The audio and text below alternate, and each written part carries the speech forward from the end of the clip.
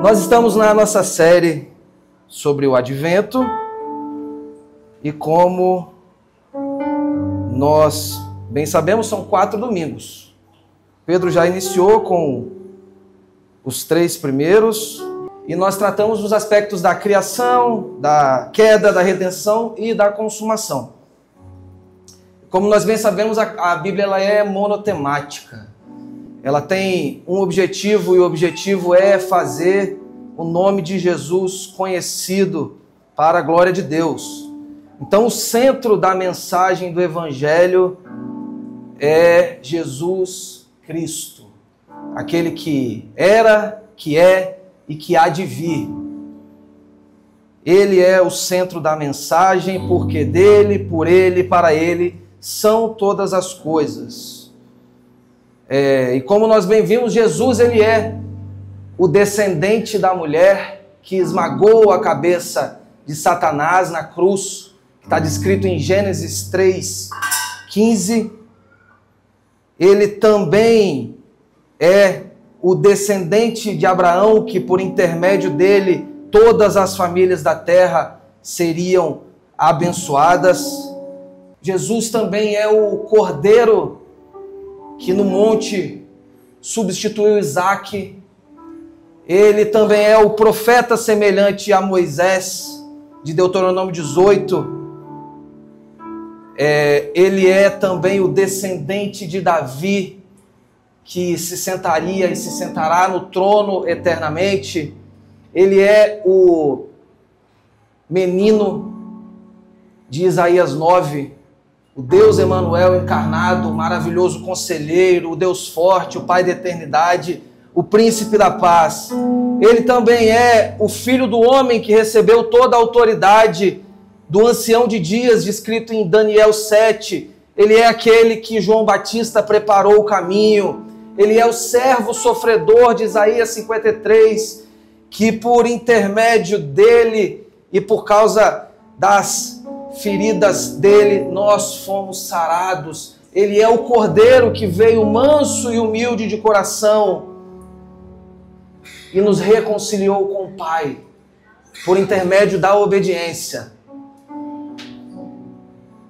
Mas ele também é o leão da tribo de Judá, descrito em Gênesis 49, que veio, sim, como um cordeiro manso e humilde, que se fez pecado para nos redimir e nos restaurar e nos reconciliar com o Pai.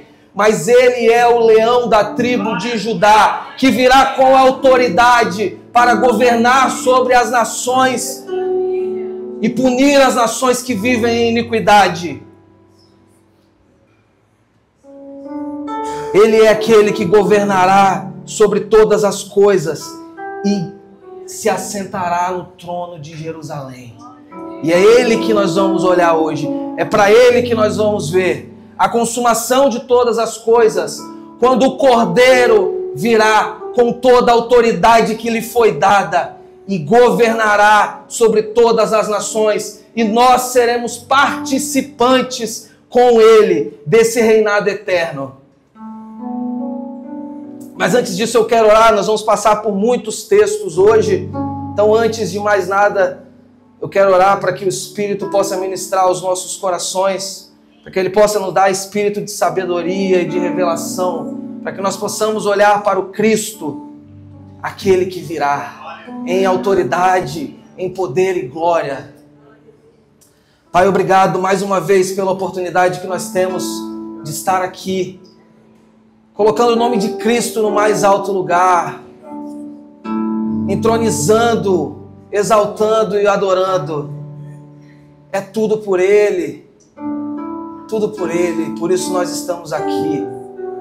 Eu peço, Pai, abre os olhos do nosso entendimento, concede-nos mais uma vez espírito de sabedoria e revelação, para que nós possamos ser amadurecidos por essa palavra.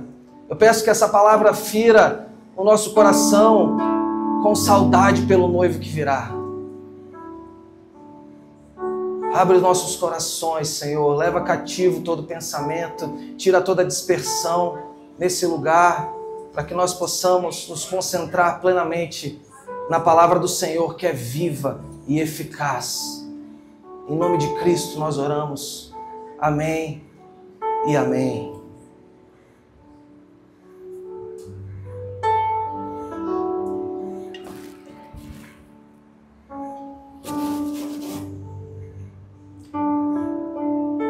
Como Pedro bem falou, no último domingo, Cristo, ele destruiu Satanás na cruz e por intermédio da sua obediência nós fomos reconciliados com o Pai, nos tornando a igreja de Cristo,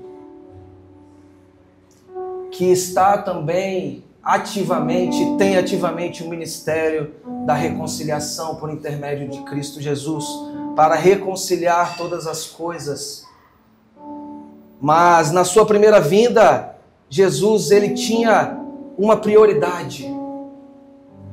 E essa prioridade está descrita em Mateus, capítulo 16, versículo 18.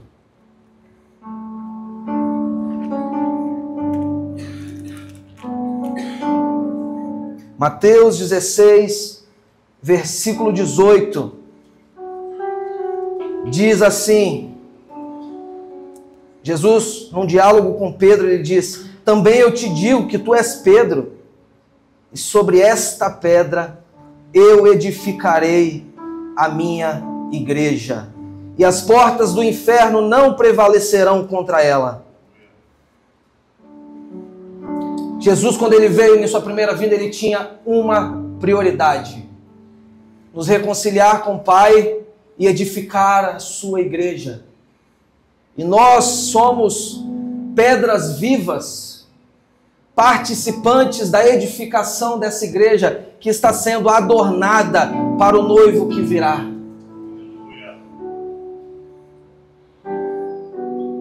E nós somos participantes com ele dessa edificação. Eu tenho batido muito nessa tecla: nós não somos meros consumidores de culto. Cristo virá para uma igreja que participa daquilo que ele tem como prioridade. Uma igreja perfeita, santa, que se casará com o noivo que virá. Em 1 Tessalonicenses, capítulo 4, versículos 16 e 17,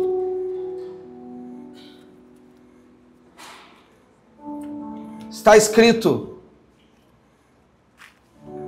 porquanto o Senhor mesmo, dada a sua palavra de ordem, ouvida a voz do arcanjo e ressoada a trombeta de Deus, descerá dos céus, e os mortos em Cristo ressuscitarão primeiro. Depois nós, os vivos, os que ficarmos, seremos arrebatados juntamente com eles, entre nuvens, para o encontro do Senhor nos ares. E assim estaremos para sempre com o Senhor.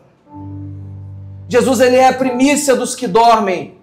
Assim como ele ressuscitou ao terceiro dia e teve o seu corpo plenamente glorificado, nós, aqueles que, se ele voltar, antes o encontraremos nos ares. Se ele voltar depois que nós já estivermos dormindo, teremos o nosso corpo ressurreto e glorificado como o dele, para que nós podemos ser revestidos de glória eternamente e estarmos com ele para todo sempre.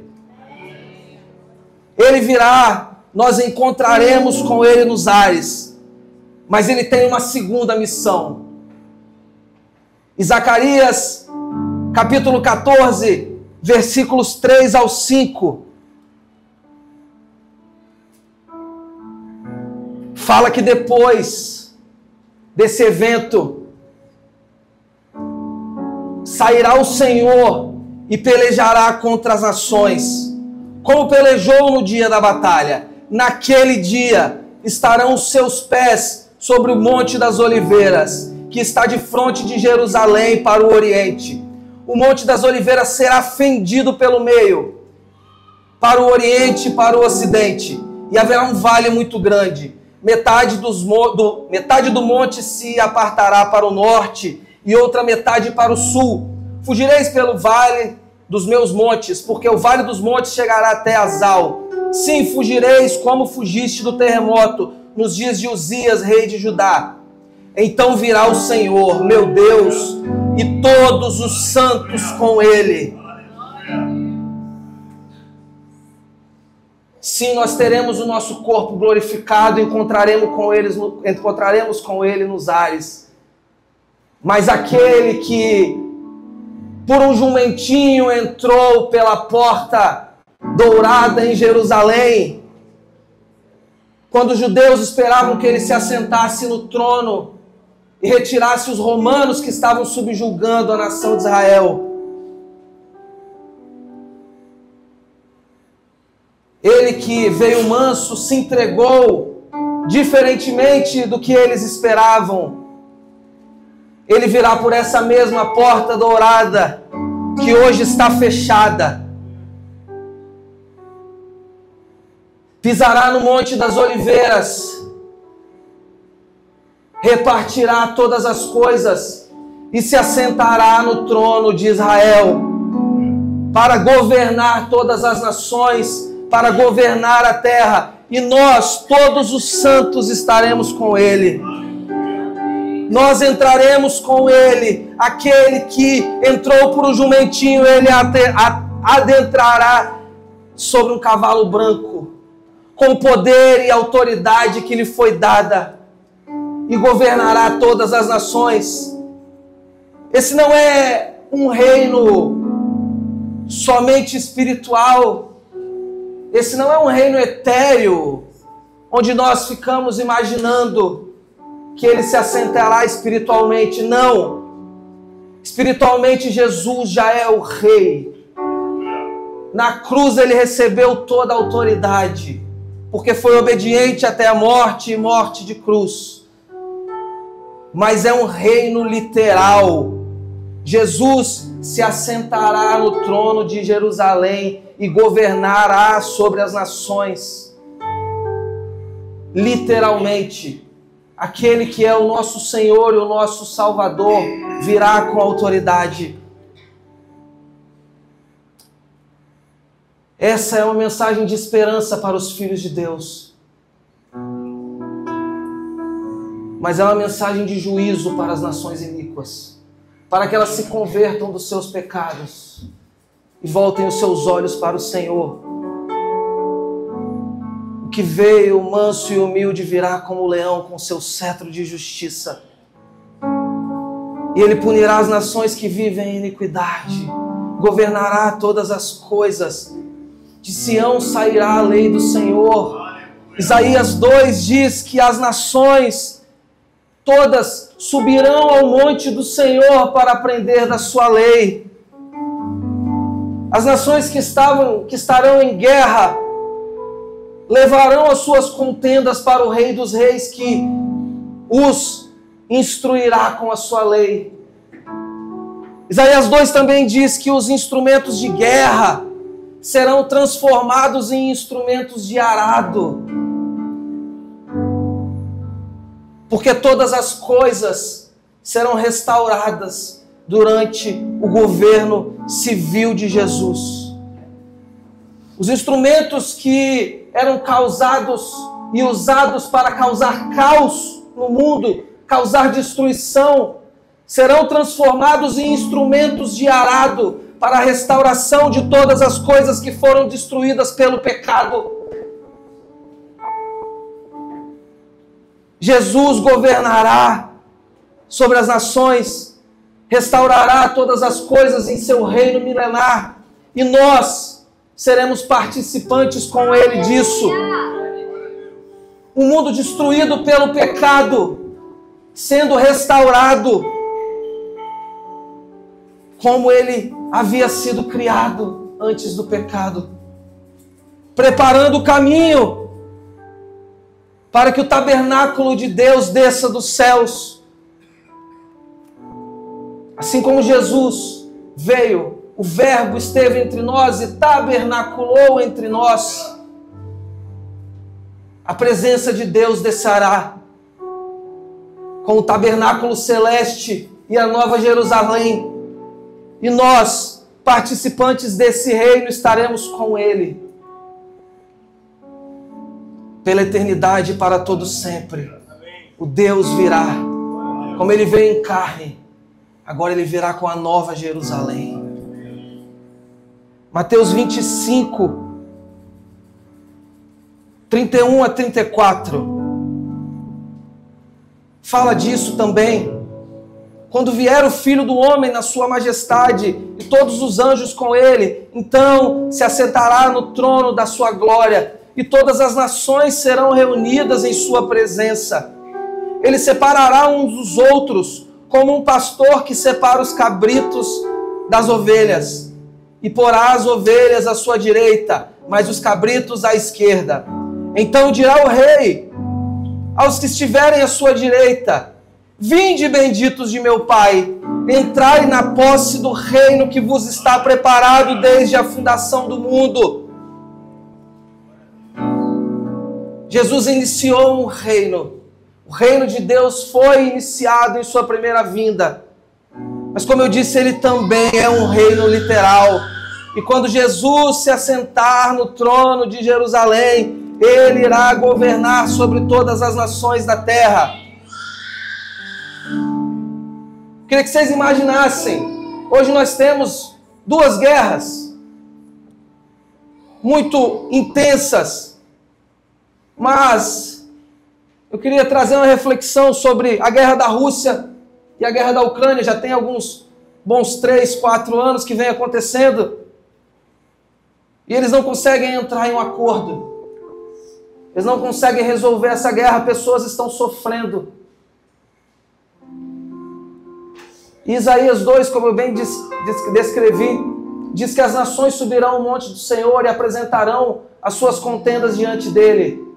É como se Putin e Zelensky subissem o monte do Senhor e apresentassem os seus problemas diante daquele que tem a lei perfeita. E aí ele transformará os instrumentos de guerra dele em instrumentos de arado. Não haverá mais guerra, porque ele será o rei dos reis, que estará sentado no trono. As nações da terra subirão ao monte do Senhor para aprender com ele. E nós seremos aqueles que estaremos reinando com ele sobre todas as nações, reconstruindo e restaurando todas as coisas. Está descrito isso em Apocalipse 20, versículo 4. Vi também tronos,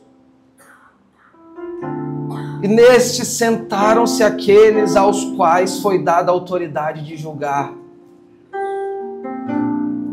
Vi ainda as almas dos decapitados, por causa do testemunho de Jesus, bem como por causa da palavra de Deus.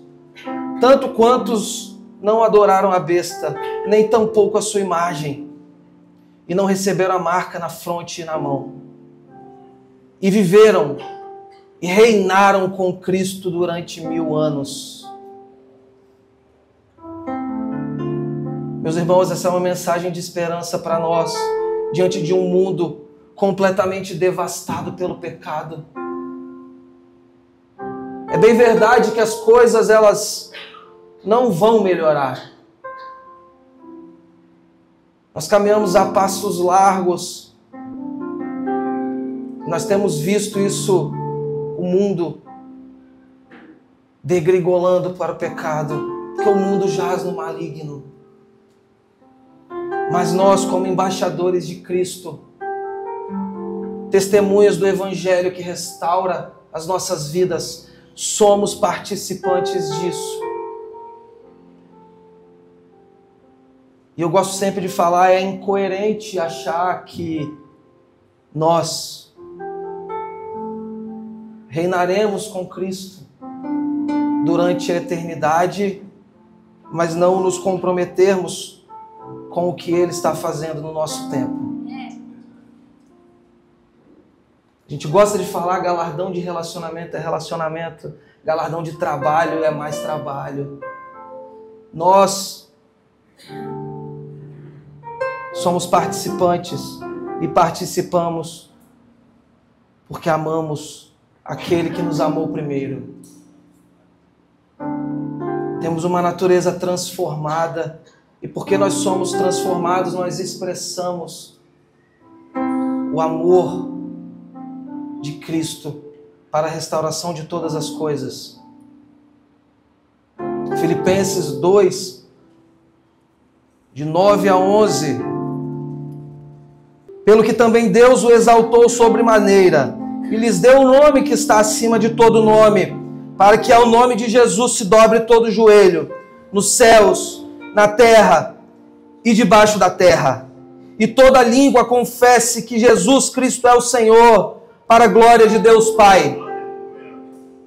Nós estamos aqui hoje porque Ele nos amou primeiro. Nós curvamos os nossos joelhos e declaramos que Ele sim é o Senhor e Salvador de nossas vidas. Nós confessamos que Ele é o Senhor para a glória de Deus Pai. Mas haverá um grande dia onde todos os joelhos se dobrarão ao Cristo que virá com poder e glória sobre as nuvens, governar sobre todas as coisas. Ao Cordeiro que veio sim manso e humilde, mas que virá como um leão, com autoridade. Todo olho verá, toda língua confessará que Jesus Cristo é o Senhor.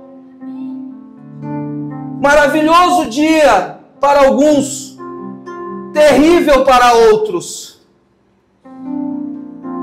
Mensagem de esperança para os filhos de Deus, que aguardam com expectativa a vinda do noivo amado. Terrível para aqueles que estão entregues aos prazeres desse mundo, que vivem em iniquidade. Mas a mensagem de esperança ainda está aqui. Um menino nasceu, um filho se nos deu. Ele será chamado Emanuel, Deus conosco. O maravilhoso conselheiro, o Deus forte, o Pai da eternidade, o príncipe da paz. Ele tem uma mensagem de esperança e nós, como igreja, somos testemunhas de que Ele nos amou primeiro, nos transportou do império das trevas e nos trouxe para o reino do seu Filho amado. Antes mortos em nossos delitos e pecados, agora filhos de Deus. Antes condenados à ira, agora filhos amados, filhos de Deus, proclamadores, testemunhas daquilo que Ele fez em nós, para que através de nós todo joelho se dobre para a glória de Deus.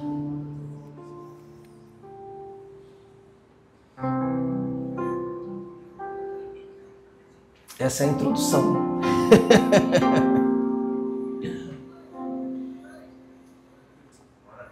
Essa é a introdução.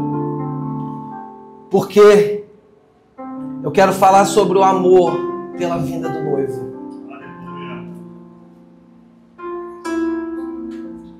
Tudo que eu falei aqui não faz nenhum sentido se nós não amarmos a vinda do noivo. Não é amar um evento. Todos esses eventos estão descritos. Eles vão acontecer. Eles são maravilhosos para uns e terríveis para outros. Mas nada disso tem valor se nós não amarmos aquele que virá. Se nós não sentirmos saudades daquele que virá. É por isso que nós fazemos tudo. É por isso que nós vivemos para a glória. Porque nós amamos o noivo. E eu quero olhar com vocês para a passagem de 2 Timóteo, capítulo 4, do 6 ao 8. Paulo, escrevendo a Timóteo,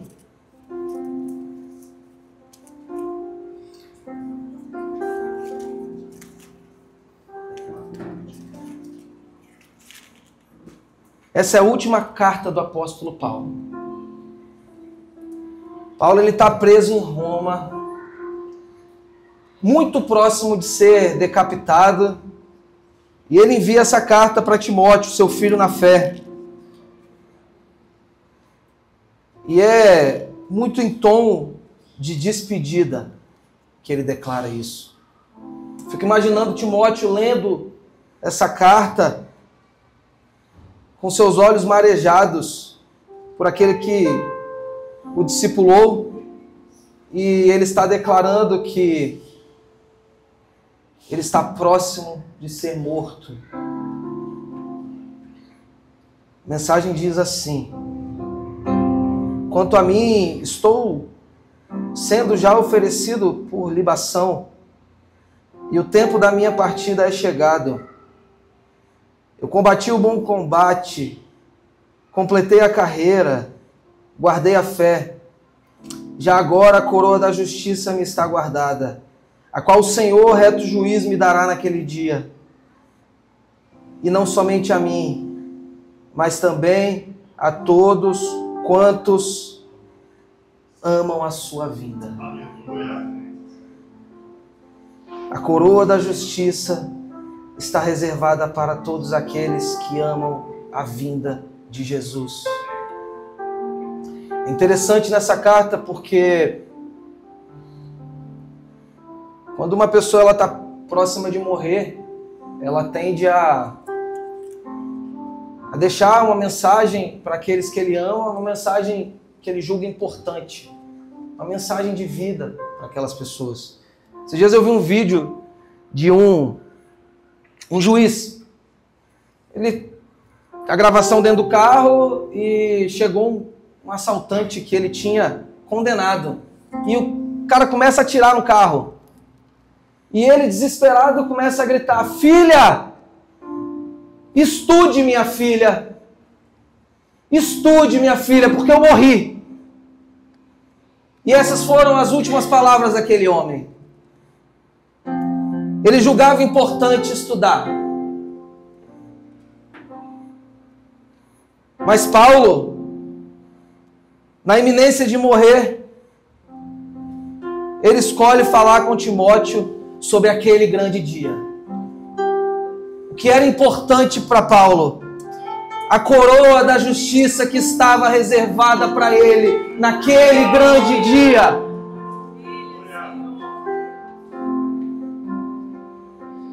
O que é importante para nós? Qual é a mensagem de esperança que sai em nosso coração nessa manhã? Se você estivesse na iminência de morrer, que conselho você daria ao seu filho? Paulo escolheu falar sobre aquele grande dia, onde ele encontraria com seu noivo amado. E ele diz: eu já estou sendo entregue como oferta de libação, ou oferta de bebida em outras versões. Oferta de libação era uma mistura de óleo e ervas aromáticas que era jogada em cima do cordeiro que estava sendo entregue como holocausto. E o que Paulo está dizendo aqui é: eu já derramei tudo, Timóteo. Eu já derramei tudo.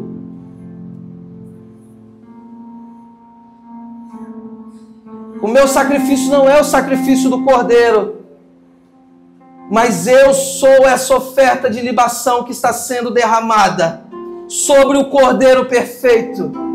E a oferta de libação, ela tinha um propósito. É porque o cheiro daquele óleo e daquelas ervas subissem às narinas de Deus. Sabe quando você chega na Medeiros, cheirinho de pão, delícia? É isso. É esse cheiro que sobe às narinas de Deus.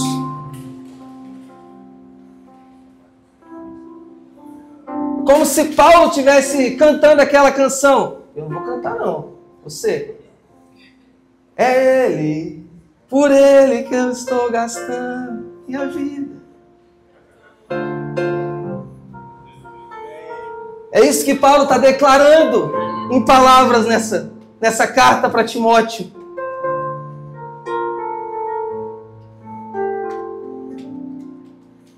pergunta é: qual é o cheiro da sua oferta de bebida?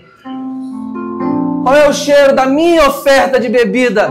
Se hoje eu me encontrar com o noivo.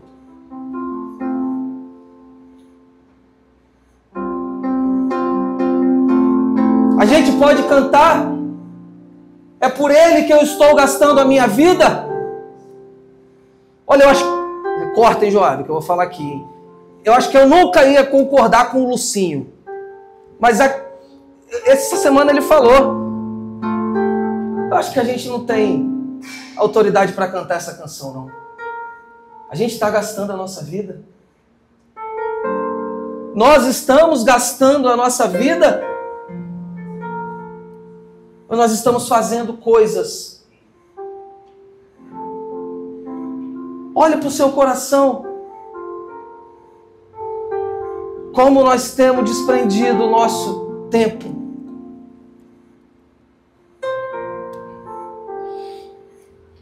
Estava conversando com o Joab essa semana sobre o próprio Paulo. Não tem na Bíblia e nem registro histórico de quantas pessoas Paulo perseguiu e matou. A impressão que a gente tem é de que não foram poucas, porque ele era conhecido por isso.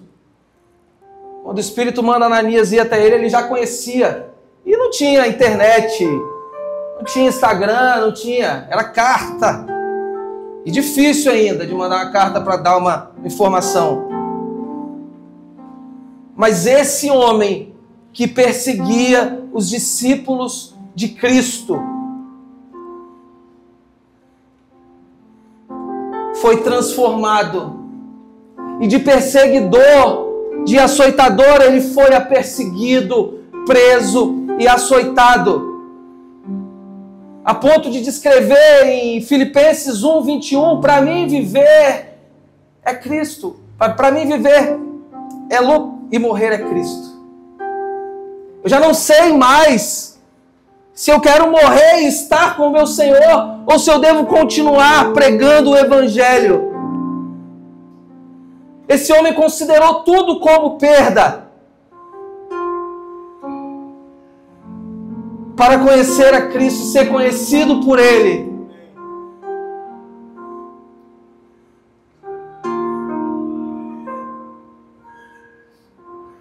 Nós temos gastado a nossa vida para esse noivo que virá. E a questão não é fazer coisas e gastar a vida. Porque quando Paulo diz que a coroa da justiça está reservada a todos, não são a todos que terminaram a carreira, não são a todos que guardaram a fé. Não. São a todos que amam a vinda do noivo. Porque não é o que você faz, é por que você faz. Não é por que nós fazemos. Não é o que nós fazemos, mas é por que nós fazemos. Por que nós fazemos?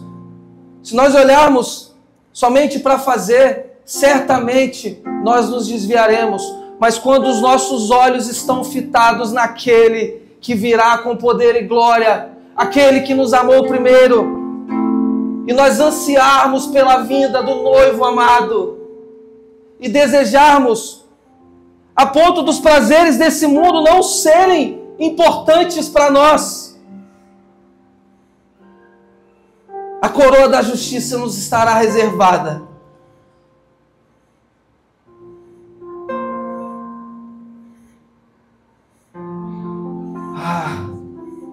Você ama a vinda de Jesus?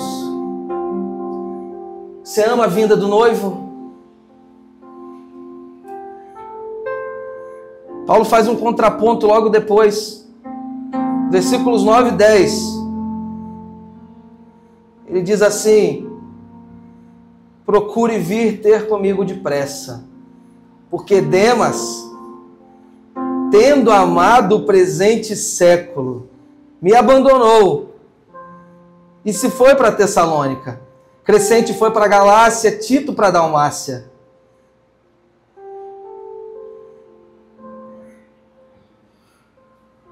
Eu vou repetir, porque Demas, tendo amado este presente século, me abandonou.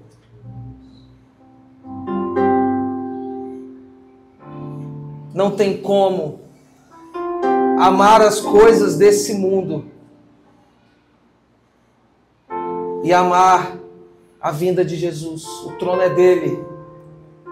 O trono é dele. Ele é a primazia de todas as coisas. Ele requer a primazia do nosso coração.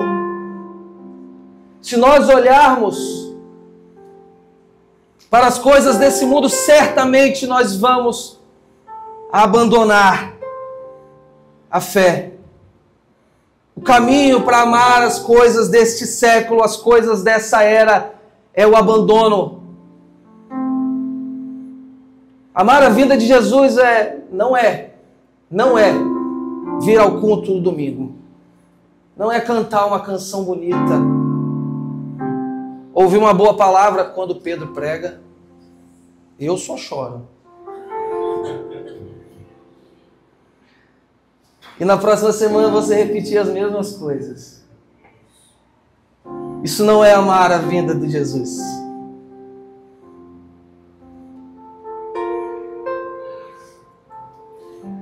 Amar a vida de Jesus é sentir tanta saudade a ponto de se comprometer plenamente com a igreja que ele declarou estar edificando. Jesus está edificando a sua igreja.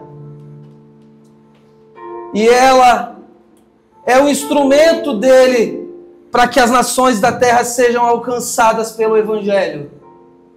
E você e eu somos participantes disso.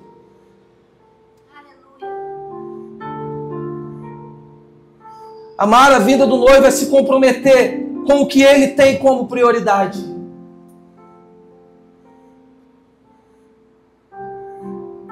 É impossível combater o bom combate, terminar a corrida, guardar a fé, se o nosso coração não estiver 100% voltado ao amor pela vinda do noivo. Jesus virá com poder e glória sobre as nuvens. Todo olho verá, toda língua confessará que Jesus Cristo é o Senhor, para a glória de Deus. Mas ele virá para uma igreja que ama a sua vinda e anseia com ardente expectativa. Ele virá. Mateus capítulo 24, versículos 37 e 38.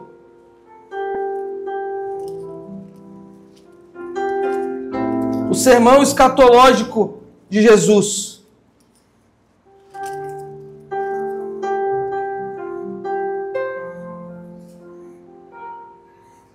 Jesus diz assim: pois assim como foi nos dias de Noé, também será a vinda do Filho do Homem. Porquanto assim como nos dias anteriores aos dias do dilúvio, comiam e bebiam, casavam e davam-se em casamento, até o dia em que Noé entrou na arca, e não perceberam senão quando veio o dilúvio, e os levou a todos. Assim será também a vinda do Filho do Homem. Pergunto para você, o próprio Jesus, quando descreve os dias de Noé, ele fala sobre pecado? Comer, beber, casar e dar-se em casamento é ruim?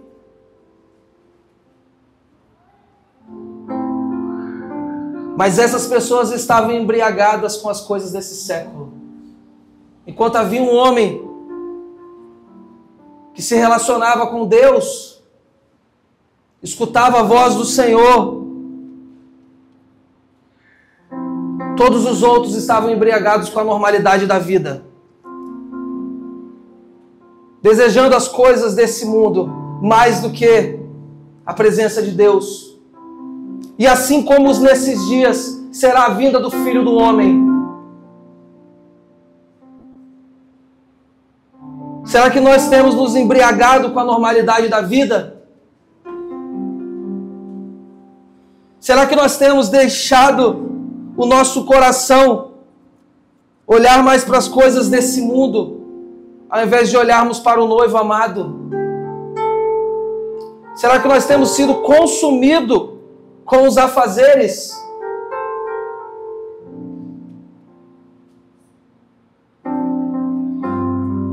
Ele virá com poder e glória, e nós, seus filhos, ansiamos pela sua vinda. Nós desejamos com ardente expectativa a vinda do Filho do Homem em poder e glória.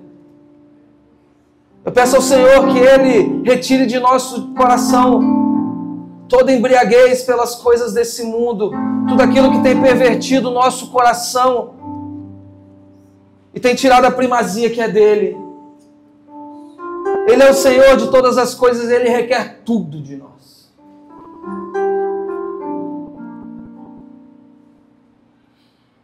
Nós estaremos com Ele eternamente. Você ama a vinda do noivo? Se você ama, comprometa-se com o que Ele acha importante. Comprometa-se com o que Jesus acha importante. Ele tem uma prioridade: edificar a sua igreja. Um edifício vivo de pedras vivas. Você é uma pedra viva, eu sou uma pedra viva, nós somos a igreja. Você não é a igreja, nós somos a igreja. Nós somos pedras vivas, participantes dessa construção que está preparando uma noiva perfeita, que estará adornada para a vinda do seu noivo. Mateus capítulo 9, os discípulos de João e os fariseus têm uma conversa confrontante com ele e perguntam assim: Jesus, por que nós e os fariseus jejuamos e vocês não jejuam? E Jesus responde: como pode os convidados ao casamento jejuarem se o noivo está presente? Mas chegará um dia que o noivo será tirado, e aí sim eles jejuarão. Não há ninguém nos seus contatos com o nome jejuarão. Você quer buscar os dados de contato de quem? Hoje ele está de parabéns.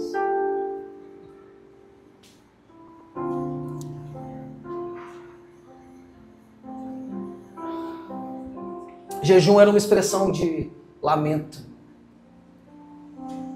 Jejum era uma expressão de lamento. Quando alguém morria, eles jejuavam, rasgavam as suas vestes. Você tem lamentado de saudade pelo noivo?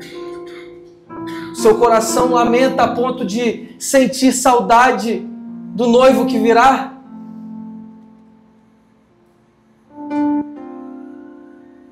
Quando foi a última vez que nós lamentamos, sofremos, sim, por saudade?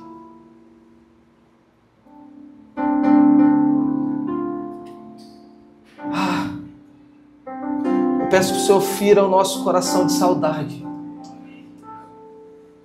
Fira o nosso coração de saudade, Pai.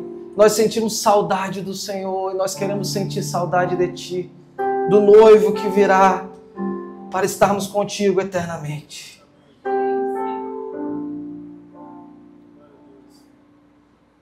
Jesus virá para uma igreja que ama a sua vinda, que sente saudade dele. Ele virá. Assim como ele foi e tabernaculou o Deus encarnado que veio e tabernaculou entre nós. Apocalipse 21. versículos 1 ao 7. Quero encerrar com esse texto. Que a gente possa ceiar. Apocalipse 21, versículos 1 ao 7.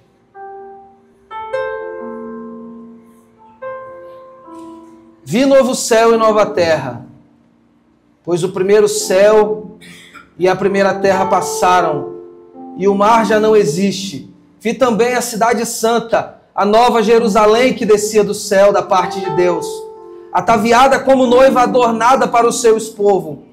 Então ouvi grande voz vinda do trono dizendo: eis o tabernáculo de Deus com os homens. Deus habitará com eles. Eles serão povos de Deus, e Deus mesmo estará com eles, e lhes enxugará dos olhos toda lágrima, e a morte já não existirá. Já não haverá mais luto, nem pranto, nem dor, porque as primeiras coisas passaram. E aquele que está sentado no trono disse: eis que faço novas todas as coisas. E acrescentou: escreve, porque essas palavras são fiéis e verdadeiras. Disse-me ainda: tudo está feito. Eu sou o Alfa e o Ômega, o princípio e o fim. E a quem tem sede darei de graça da água da fonte da vida. O vencedor herdará estas coisas, e eu lhe serei Deus, e ele me será filho. Eis o tabernáculo de Deus com os homens.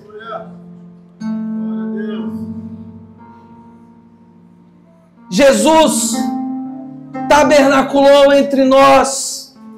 Pelas suas pisaduras nós fomos sarados. O Cordeiro morreu naquela cruz, ressuscitou ao terceiro dia. O sangue vertido na cruz lhe deu autoridade. Nós fomos constituídos sacerdotes do Deus Altíssimo. Ele está sentado à direita de Deus Pai, intercedendo por nós. E Ele virá com poder e glória sobre as nuvens, montado em seu cavalo branco, com os santos e seus corpos glorificados. Adentrará em Jerusalém, se assentará no trono, governará sobre as nações, restaurará todas as coisas, o mundo destruído pelo pecado, tornado perfeito. Para quê? Para que a nova Jerusalém, o tabernáculo de Deus, desça dos céus. O Deus que hoje habita em nós, nós habitaremos nele por toda a eternidade. A nova Jerusalém que desce dos céus, nós estaremos com ele para todo sempre. Não mais dor, não mais tristeza, não mais choro. As leves e momentâneas tribulações desse tempo presente não se comparam com a glória que nos será revelada, irmãos. O que nos separará de amor de Deus? Angústia, tribulação, dores, principados, potestades, coisas do presente ou do porvir. Nada poderá nos separar do amor de Deus que está em Cristo Jesus, o nosso Senhor, que virá e governará sobre tudo e todos. Hoje nós dobramos os nossos joelhos, mas haverá um dia onde todos dobrarão os seus joelhos e confessarão que Jesus Cristo é o Senhor, para a glória de Deus Pai.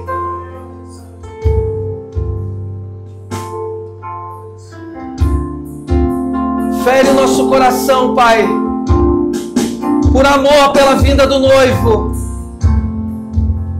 Não é sobre o que fazemos, mas por que fazemos. E nós fazemos porque te amamos. Nós testemunhamos porque te amamos, porque o Senhor nos amou primeiro. Não somos consumidores, mas participantes de um reino eterno, um reino hoje espiritual, mas que será literal, Senhor. Plenamente literal. E é por isso que nós ansiamos pela sua vinda, o cavaleiro do cavalo branco, o leão da tribo de Judá, aquele que da sua espada sairá uma espada, da sua boca sairá uma espada afiada, aquele que tem em sua coxa escrito Rei dos Reis, Senhor dos Senhores, o Filho do Homem, que recebeu toda a autoridade do Ancião de Dias. Ele virá e nós aguardamos,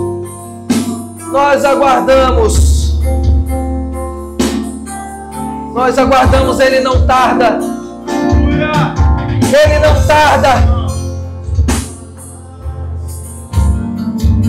A carta de 2 Pedro diz que nos últimos dias se levantarão homens caçoando, dizendo que há muito tempo nós estamos esperando e Ele está tardando e Ele está demorando. Mas Pedro diz que Ele não tarda, que Ele não veio porque Ele é bondoso, Ele é longânimo, para que ninguém se perca. O nosso noivo não veio por amor aos que ainda não o encontraram. E nós somos participantes e corresponsáveis por isso como igreja que está sendo edificada, para que todas as nações da terra sejam alcançadas pelo poder de Deus, que é a salvação para todo aquele que crê.